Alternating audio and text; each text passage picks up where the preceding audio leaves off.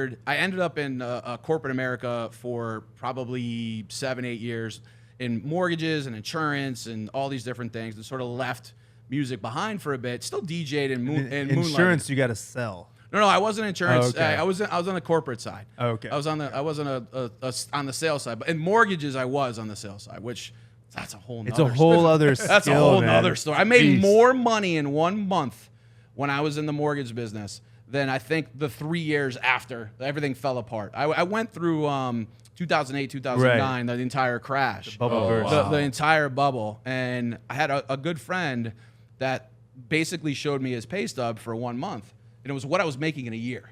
Oh, wow. When I was making pretty good money at a corporate, and he's like, dude, you have to do this. And so I ended up going training, and I went down to Long Island where like the loan amounts were up to $1 million. So you get basically paid a commission. I don't know why we're talking about this now, but we'll get into it. No, I think it's interesting. It goes into where why I ended up in the music business, quite honestly. It took me about 5 months to get ramped up. And again, I kind of looked at it in a way where, hey, I can do one loan for $150,000 and get paid X amount, or I can go spend all this time in Long Island and there's $1 million loan amounts. So I went down there. I would just stay down in Long Island, and within 4 months, this is kind of crazy, but I was making $50,000, $60,000, $70,000 a month. Wow. Like ridiculous money. And this is And you weren't like a real estate agent. You were doing no. Like the loan side. It was on the wholesale side. So I would go down got to brokers. It turns out all those loans were complete bullshit. It was it's basically like, hey, I'm a janitor. I make $120,000 a year. Can I buy this $1 million house? Sure, here you go.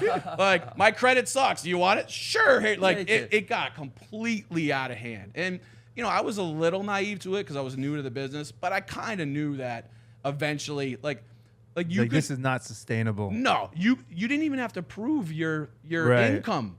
There was a thing called a stated loan where you'd say, I make X amount, and you put it on there, and they would just call to verify you have a job, and then they would just give you a house. Wow. It was insane. Like no proof. So the company I work with had this product that was like one of the top products because you could have a very low credit score and just say that you made this amount of money and get a $500,000 house. But it all fell apart, right? So fast forward to it all falling apart. I ended up with 3 bankrupt companies because it started to fall apart really quickly. We got picked up by Lehman Brothers. So my original company that I worked with then got picked up by Lehman Brothers, which was 100 years old or somewhere in that range. This is safe. There's no way there's anything happening to Lehman Brothers. Lehman Brothers.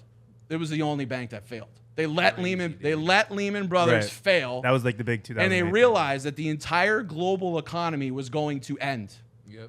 Like when I say that, we were one more bank from the entire global economy just ending because we were just giving away loans to people that were not real at all. So I went through these 3 bankrupt companies, and I started to fall back in love with DJing and the music side because I just didn't have time. I was working 80 hours a week, making money, and I started to just do my own parties. And I had a friend back home who was the guy that was out, right? Like I'm not the guy that was. I was out. I'm a social guy, but he was out 6 nights a week, and we formed a company called NV Concepts in 2008, 2009, where we would just go and take over different clubs, and then we started to book acts.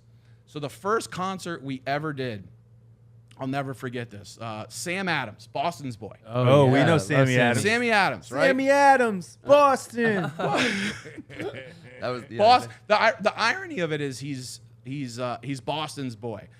So a friend of ours showed us a video. He did a festival in New Jersey, and I was just blown away. You got to remember, this is 2010 when it doesn't seem that long ago. I feel but like it was. that era, he even had a song on the radio. I'm pretty sure. He was just blowing up, but it was Facebook, and the age of social media is not what it is now. And I saw a video, and I just saw 10,000 girls screaming. I didn't even know who he was. 10,000 girls screaming. So we took a shot. We rented a venue.